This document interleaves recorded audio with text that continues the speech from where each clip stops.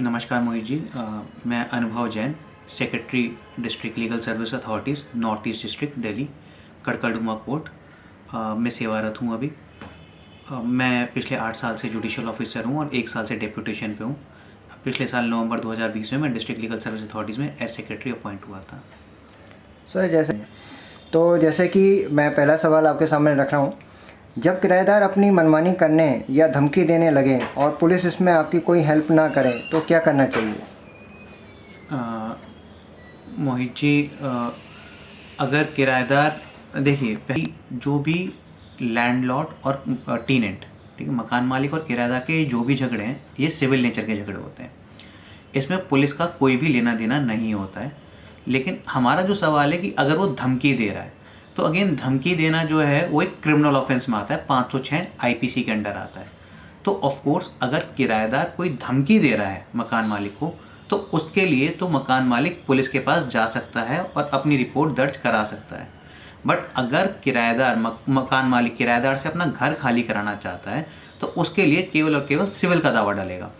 हम कभी पुलिस को अप्रोच इसलिए नहीं कर सकते कि मेरा किराएदार मेरा घर खाली नहीं कर रहा है तो पुलिस उस घर को खाली कराए। इसमें पुलिस का कोई रोल नहीं है। तो जब तक कॉम्पिटेंट कोर्ट ये डायरेक्शन नहीं देगी कि possession, the vacant possession of the property, हम इसको हैंड ओवर करें मकान मालिक को, तब तक इसमें पुलिस कोई रोल नहीं है। Thanks sir. सेकंड सवाल हमारा है, रेंट एग्रीमेंट ना हो या किसी कागज़ पर लिखित रूप से लिख कर किराएदार के हस्ताक्षर हों और उसकी आईडी के साथ हो तो क्या ये प्रूफ मान कर कार्रवाई की जा सकती है?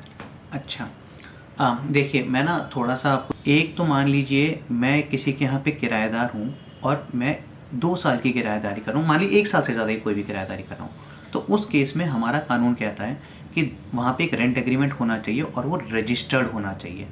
सेक्शन 17 रजिस्ट्रेशन एक्ट में अगर देखेंगे तो कोई भी किराएदारी अगर 1 साल से ज़्यादा की है तो वो किराएदारी रजिस्टर्ड होनी चाहिए। It should be by way of registered document.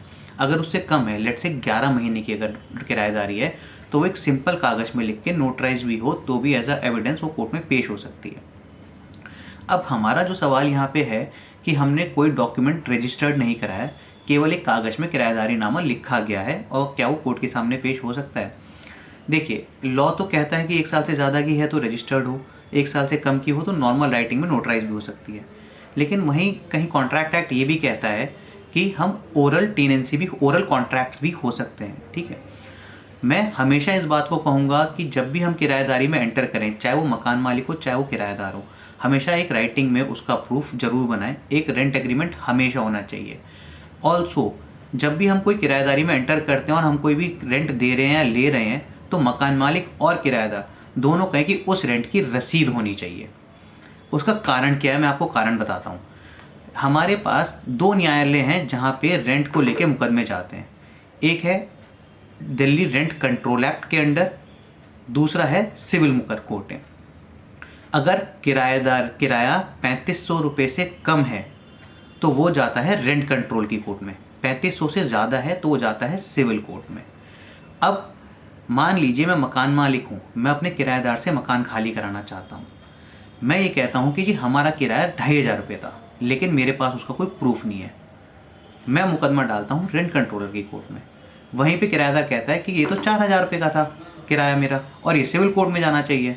तो पूरी लड़ाई हमारी किराए के अमाउंट पे रह जाती है, रिटन डॉक्यूमेंट कोई है नहीं। तो कोर्ट पूरा ट्रायल चलाने के बाद भी अगर ये कहेगी कि मेरा ज्यूरिसडिक्शन ही नहीं है तो इतना टाइम वो ख़राब हो गया। सो इसीलिए मैं हमेशा ये कहता हूँ कि कितना भी टाइम का हो, चाहे वो 1 साल है, 1 साल से ज़्यादा है, कम है, हमेशा चाहे वो किराएदार हो चाहे मकान मालिक हो, रेंट एग्रीमेंट बनाए और रेंट रिसीप्ट्स जरूर इशू कराए। हाँ, अब सवाल हमारा कि अगर एक कागज़ पे केवल लिखा गया है तो मैं यही कहूँगा कि अब ये बर्डन हमेशा मकान मालिक पे रहता है कोर्ट के अंदर, वो प्रूव करे कि ये आदमी मेरा किराएदार था। अगर वो 11 से भी डॉक्यूमेंट पढ़ा जाएगा, अगर वो 1 साल से ज़्यादा का है तो वो रजिस्टर्ड डॉक्यूमेंट नहीं है, उसकी एविडेंटरी वैल्यू इतनी कोर्ट में नहीं रहेगी। किराएदार द्वारा किराया ना देने पर मकान मालिक क्या कर सकते हैं? क्या मकान मालिक किराए की राशि के एवज में सामान रख सकता है? ठीक है, देखिए, अगर section 14 Delhi rent control act क्या कहता है कि अगर वो पर्टिकुलर पीरियड के लिए किराएदार ने आपको किराया नहीं दिया, आप उसे नोटिस इशू करते हैं, वो किराया नहीं दे रहा है, तो आप मकान खाली कराने के लिए एक इविक्शन का दावा डाल सकते हैं, राइट। देखिए, किराया लेना मेरा हक है अगर मैं मकान मालिक हूँ, ठीक है। अगर वो किराया नहीं दे रहा है तो मेरे पास राइट है कि मैं अपना मकान खाली करा सकूँ और उसके अलावा मैं रिकवरी भी सीख कर सकूँ जिस टाइम की उसने मेरे को किराया नहीं दिया है। अब रही बात, दूसरा जो सवाल है कि क्या मैं उसका सामान रख सकता हूँ, तो बेसिकली अगर मैं लीगल टर्म्स में कहूँ, what we are trying to say कि हम लियन एक्सरसाइज कर सकते हैं उसके गुड्स में, तो मैं कहूँगा नहीं। अगर हमने कोई रिटन क्लॉज रेंट एग्रीमेंट में ऐसा लिखा है तो एक अलग बात है, अदरवाइज हम रिकवरी का दावा तो डाल सकते हैं रेंट का, लेकिन मकान मालिक का किराएदार की प्रॉपर्टी में कोई ऐसा हक नहीं बनता। इस संबंध में डालसा कैसे मकान मालिक की सहायता कर सकता है जब मकान मालिक महिला, वरिष्ठ नागरिक, विधवा या उसके घर में काम करने वाला कोई ना हो? देखिए, डालसा केवल मकान मालिकों की मदद नहीं करेगा, वो किराएदारों की भी करेगा, क्योंकि हमारे सेक्शन 12 के हिसाब से एक पर्टिकुलर सेक्टर ऑफ पर्सन्स, जैसे कि आपने यहाँ पे लिखा है महिला, वरिष्ठ नागरिक, ठीक है, जिसकी ईयरली इनकम एक पर्टिकुलर अमाउंट से कम है, हम उन सबको फ्री में लीगल एड और वकील प्रोवाइड करवाते हैं। तो इर्रेस्पेक्टिव ऑफ द फैक्ट कि वो मकान मालिक है या किराएदार है, अगर वो उन श्रेणी में फॉल करते हैं तो हम उनको फ्री लीगल एड देंगे, फ्री में वकील साहब प्रोवाइड कराएंगे जो उनका मुकदमा लड़ेंगे। पुलिस अगर इन मामलों का समाधान ना करे तो किस अधिकारी के समक्ष जाया जा सकता है? देखिए, मैंने अपने पहले सवाल के जवाब में भी कहा था कि अगर मकान मालिक और किराएदार का झगड़ा है तो पुलिस का इसमें कोई लेना देना नहीं है। ये सिविल कोर्ट से ही आदेश होगा कि ये मकान खाली करा जाए, तो आप नोटिस दें और समक्ष civil court, proper civil court जिसका जुरिडिक्शन है, उसके सामने जाएं और वही डिसाइड करेगी कि ये मुकदमा प्रॉपर्टी मिलनी चाहिए या नहीं मिलनी चाहिए।